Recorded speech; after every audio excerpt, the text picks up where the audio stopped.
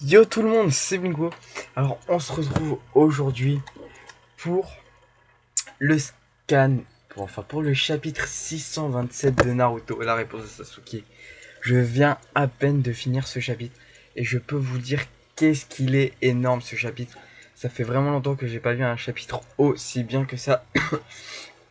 Alors nous commençons très fort ce chapitre où nous voyons les 4 Hokage et Hashirama qui est toujours assis face à Orochimaru et Sasuke.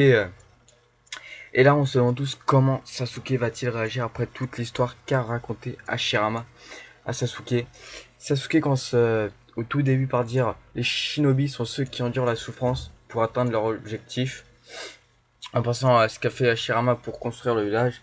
Et ici, on se dit tous quel sens réel se cache derrière cette phrase par rapport à Sasuke. Ensuite, nous apprenons que l'objectif de Hashirama, le premier Hokage, était de créer le village, mais celui de Madara est tout autre. Et quel est son réel objectif à Madara?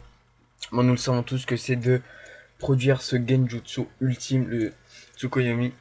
Ensuite, il y a Hashirama qui explique qu'il n'a pas compris ce que lui a dit Orochimaru. Madara est revenu à la vie pour anéantir définitivement le monde des shinobi.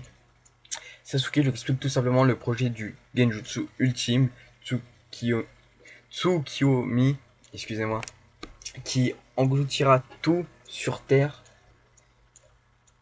et c'est ainsi qu'il la contrôlera à sa guise avec ce Genjutsu, en parlant de la Terre bien sûr, parce qu'il pourra contrôler tout le monde.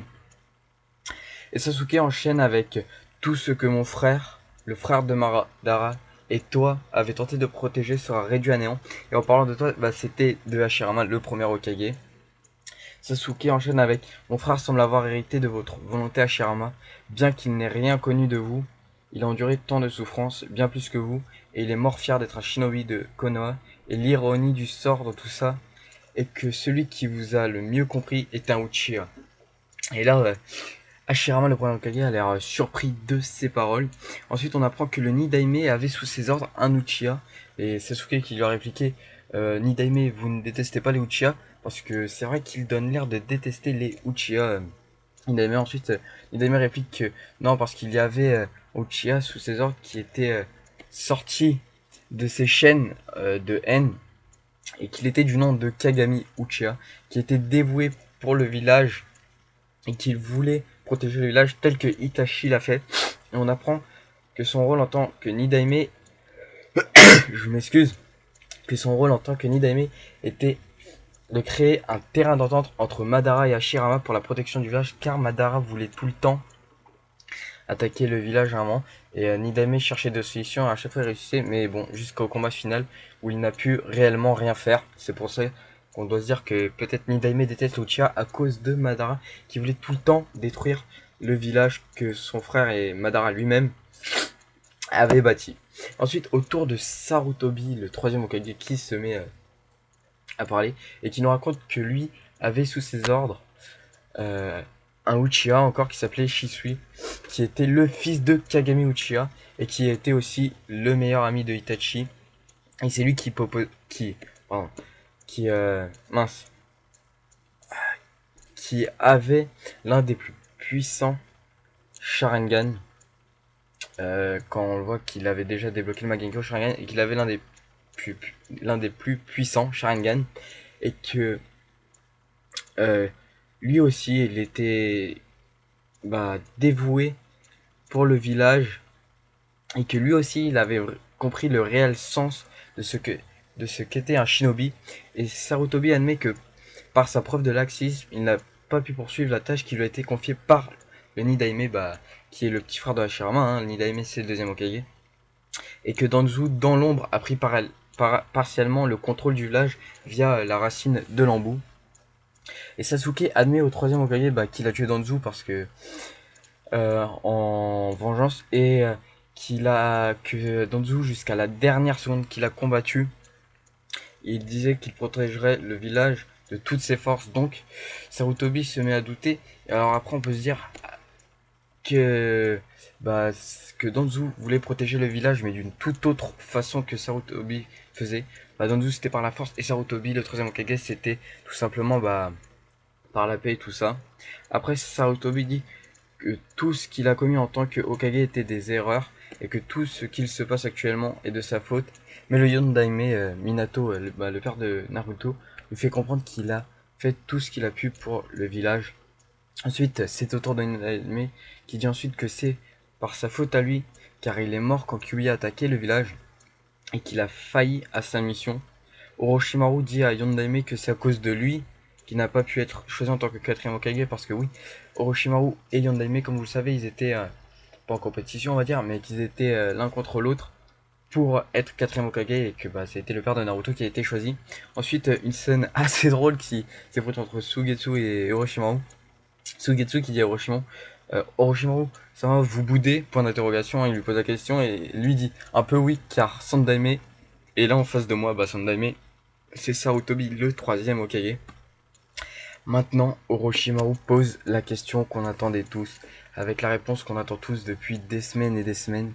Sasuke, que comptes-tu faire? Vas-tu détruire Konoha ou... Et là, d'un coup, on voit une image où Sasuke pense à tout ce que son frère Itachi a fait pour lui, jusqu'à ses derniers mots qu'Itachi lui a dit après le combat face à Kabuto. Et Sasuke répond enfin à la question tant attendue, à la question qu'on a tous attendu, et qu'on a tous attendu cette réponse. Et il va enfin répondre et dit je vais sur le champ de bataille, je ne laisserai ni ce village ni la vie de mon frère être gâchée. Et là on se dit tous qu'enfin Sasuke va rejoindre le champ de bataille et va combattre aux côtés de Naruto pour battre Madara et Obito, ce qui est quelque chose de fou. Et ensuite bah, tout le monde a l'air surpris. Shirama dit très bien et enchaîne directement en disant à Tobirama, son petit frère le Nindaime, à se préparer à téléporter tout le monde sur le champ de bataille. Et on apprend que Orochimaru s'allie avec eux également pour aller sur le champ de bataille. Et après la Sugetsu a attendu le moment opportun pour essayer de s'enfuir.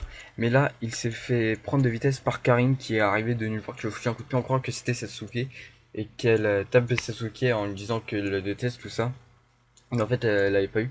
Et après, bah, elle remet Sugetsu entre guillemets dans le droit chemin. Il va lui aussi, je pense, être téléporté sur le champ de bataille.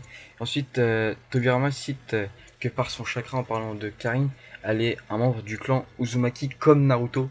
On avait déjà vu ces spéculations dans des scans bien auparavant, et dans les épisodes aussi. Ensuite, Orochimaru dit à Sarutobi pourquoi il a choisi de se ranger du côté de Sasuke. Bah, en fin de compte, bah, c'est qu'en fait, c'est qu'il était, pendant qu'il était dans le corps de Kabuto, car on sait tous qu'il était dans le corps de Kabuto, hein, il a compris qu'en cherchant à l'imiter, en parlant de Kabuto, en cherchant à l'imiter Orochimaru, c'était une erreur absurde, et c'est pour ça qu'il va emprunter cette voie différente que Sasuke est en train d'emprunter. Ensuite, Minato annonce qu'il va enfin pouvoir voir son fils, hein, Naruto, et réaliser ce qu'il n'a pas pu faire en tant que père, et qu'il a un cadeau pour son fils. Alors, on se demande tous quel est ce cadeau, est-ce que c'est une nouvelle technique ou toute autre chose, on n'en a encore aucune idée. Nidaime enchaîne en disant qu'il va enfin pouvoir battre Madara et Hashirama dans un, dans un, avec un visage heureux, dit qu'il a hâte de voir son vieil ami, bah, en parlant de Madara, hein. Et chaque Hokage se met sur la statue de leur visage qui est incrustée dans la roche Akona. Et là, le titre, les combattants les plus puissants sont fin prêts. Alors là, c'est la fin du scan malheureusement, mais là, la semaine prochaine, le scan risque d'être tout simplement excellent. Ça risque d'être un pur carnage, parce que les Hokage vont être de retour sur le champ de bataille pour combattre Madara et Tobi. Il y aura Sasuke également du côté de l'alliance de Shinobi. Il y aura Orochimaru qui est lui aussi, on pourrait comparer à un Hokage parce qu'il aurait pu être quatrième Hokage et qui est vraiment surpuissant. Et après bah il y a le reste de la team du groupe Taka, hein, mais qui sont quand même puissants. Et là on se dit que la grande guerre ça va être la fin, on va enfin attendre le combat final face à Madara. Et là on se dit tous que ça va être tout simplement énorme. Alors là, il ne manque plus qu'à attendre la semaine prochaine pour le prochain scan qui risque d'être énorme. Et sur ce, on va se retrouver bientôt pour pour le scan de Toriko. On va se retrouver aussi pour l'épisode de Hunter x Hunter. Allez, salut tout le monde et passez une bonne après-midi.